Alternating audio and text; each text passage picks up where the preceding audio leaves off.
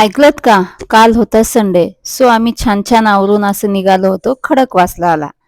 So इथे येऊन आम्हाला बरेच दिवस झाले, पण आम्ही कधीच असं बाहेर आउटिंगला गेलोच नाही. सो आज म्हणलं जाऊया, आणि रिद्धूचं पण चाललं होतं का पिकनिकला जाऊ म्हणून.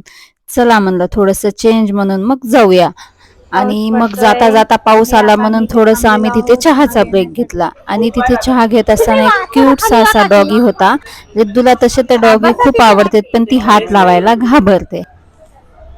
मग काय, तिथे आम्ही चहा घेतला आणि निघालो पुढच्या प्रवासाला. सो वीकेंड असल्यामुळं काल तिथे थोडीशी गर्दी होती. आता आम्ही पोहोचलोय तिथे. आपण बघूया की पुढे काय धमाल करतो ते.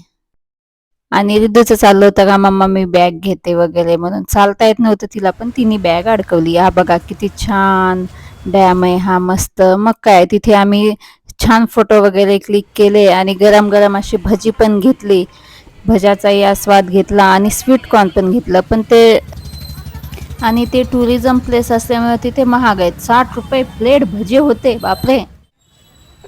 मग काय, एवढे सुंदर वातावरणात आम्ही धमाल मजा मस्ती केली. आणि रिद्धूनी ना तिच्या घरून येताना सगळं बॅग वगैरे पेन्सिल घेऊन आली, का तिला तिच्या फ्रेंडचा बर्थडे होता म्हणून कार्ड बनवायचं होता. आणि तिने तिथे बबल्स पण घेतले होते.